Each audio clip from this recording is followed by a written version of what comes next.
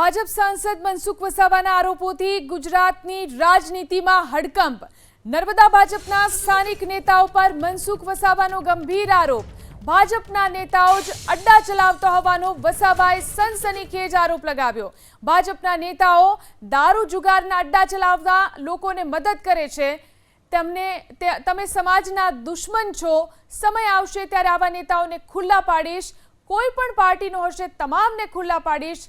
મારી પાસે લિસ્ટ આવશે ત્યારે જાહેર સભામાં ખુલ્લા પાડીશ તેવા આરોપો મનસુખ વસાવાએ લગાવ્યા છે। અમારા મીટિંગમાં આવતા હોય કે રોકવાવાળાથી ડરવાવાળા નથી। પછી એ સમય આવશે ત્યારે એમનું સ્થાન ખબર પડી જશે ભાઈ, એ જે બી કોઈ હોય તે। હવે વિરોધ પાર્ટીવાળા કરતાં આપણા લોકો વધારે આપણને નડે છે। હવે એમને કંઈ ખબર નહીં, હું આ અડ્ડાઓ સાથે સંકળાયેલા લોકો છે મોતીભાઈ। જે સત્ય જો આવું ખબર પડે એને ખુલ્લા પાડવાના, ખુલ્લા પાડવા પડે આવા લોકોને। જાહેર આગેવાન થઈને તમે અડ્ડા ચલાવો, આગેવાન થઈને તમે સટ્ટા બેટિંગ દારૂ જુગારના અડ્ડાવાળાને તમે મદદરૂપ થાવ, તમે એના સમાજ સેવક ભાઈ। તમે સમાજના દુશ્મન છો, તમે સમાજના દુશ્મન છો ભાઈ। તમે કોને મદદ કરો છો? દારૂના અડ્ડાવાળાને મદદ કરો છો? જુગાર જે જુગારનો અડ્ડો ચલાવે એને મદદ કરો છો? હું તો આવનારા દિવસોમાં કોઈ પણ પાર્ટીનો હશે, આમ આદમી પાર્ટીમાં હશે કે કોંગ્રેસમાં હશે કે ભાજપમાં હશે, અને મારી પાસે લિસ્ટ આવશે તો બધાને જાહેર સભાની અંદર ખુલ્લા પાડી પુરાવા સાથે। પણ આને છોડવાનો નથી। તો ભાજપના સાંસદ મનસુખ વસાવા કે જેમને ફરી એકવાર આ પ્રકારના આરોપો લગાવ્યા છે જેનાથી ગુજરાતની રાજનીતિમાં હડકંપ મચ્યો। નર્મદા ભાજપના સ્થાનિક નેતા ઉપર તેમને આ ગંભીર આરોપ લગાવ્યા। ભાજપના નેતાઓ જ અડ્ડા ચલાવતા હોવાનો સનસનીખેજ આરોપ મનસુખ વસાવાએ લગાવ્યો છે। તેમણે સ્પષ્ટ કહ્યું છે કે ભાજપના નેતાઓ દારૂ જુગારના અડ્ડા ચલાવતા લોકોને મદદ કરે છે। તમે સમાજના દુશ્મન છો તેવું પણ મનસુખ વસાવાએ કહ્યું છે। આ સાથે જ તેમણે કહ્યું છે સમય આવશે ત્યારે આવા નેતાઓને ખુલ્લા પાડીશ। કોઈ પણ પાર્ટીનો હશે તમામને ખુલ્લા પાડીશ। જાહેર મંચ પરથી મનસુખ વસાવાએ આ વાત કરી છે। મારી પાસે લિસ્ટ આવશે ત્યારે જાહેર સભામાં ખુલ્લા પાડીશ તેવી વાત મનસુખ વસાવાએ કરી છે।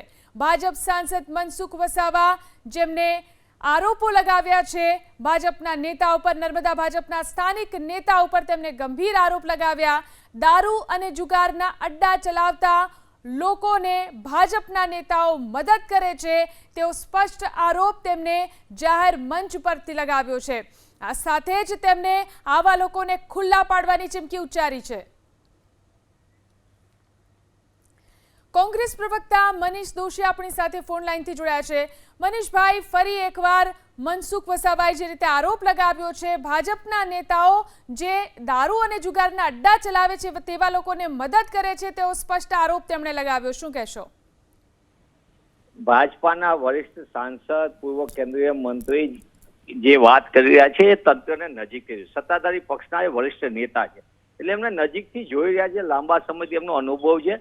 અને જે કોંગ્રેસ વારંવાર કહેતી હતી કે ભારતીય જનતા પાર્ટીના નેતાઓ પ્રત્યક્ષ અથવા પરોક્ષ રીતે આવા ગેરકાનૂની કામ ધંધા કરનારા લોકો, ખાસ કરીને ડ્રગ્સ અને દારૂના વેપલા કરનારા, અસામાજિક પ્રવૃત્તિ કરનારાઓને રાજકીય રક્ષણ આપી રહી છે। આ વાત અમે કહેતા હતા ત્યારે આરોપ હતો, પણ જ્યારે મનસુખભાઈ જેવા વરિષ્ઠ નેતા સત્તાધારી પક્ષના કહેતા હોય ત્યારે હકીકત એટલા માટે છે। આ જ વાત નર્મદાના સુપ્રિન્ટેન્ડન્ટ ઓફ પોલીસ એસપીએ પણ કીધેલું કે પોલીસ પાયલોટિંગ કરે છે દારૂના ખેપિયાઓને અને માફિયાઓને રક્ષણ આપવાનું। આ જ વાત સુરતની અંદર થઈ હતી, આ જ વાત સત્તાધારી પક્ષના વડોદરાથી કીધી હતી। એટલે એ હકીકત બની ગઈ છે કે ગામથી લઈને ગાંધીનગર ને શહેરથી લઈને સચિવાલય સુધી ભ્રષ્ટાચારના ફાઇબર ઓપ્ટિક છે।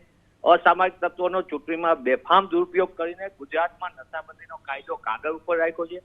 ગૃહ વિભાગે ભ્રષ્ટાચારનું એપી સેન્ટર છે અને ભાજપાના નેતાઓ પ્રત્યક્ષ અથવા પરોક્ષ રીતે જે રીતના ખેલ કરીને ગુજરાતના યુવાધનને બરબાદ કરે છે, અનેક પરિવારોને બરબાદ કરી રહ્યા છે, એના કારણે ગુજરાતમાં આજે દૂધના ટેન્કર બદલે દારૂના કન્ટેનરો બે રોકટોક ફરી રહ્યા છે। આ ચિંતાનો વિષય છે। હવે જવાબદારી સરકારની નક્કી કરવાની છે। ભૂપેન્દ્ર પટેલ સરકારની જવાબદારી બને છે કે આખી ઘટનાને કઈ રીતે લે છે। જ્યારે એમના વરિષ્ઠ સાંસદ આ વાત કહી રહ્યા હોય ત્યારે હવે પગલાં ભરવાની જવાબદારી પણ ગૃહ વિભાગની અને રાજ્યના મુખ્યમંત્રીની બને છે। જી આભાર મનીષભાઈ અમારી સાથે જોડાઈને વાત કરવા માટે.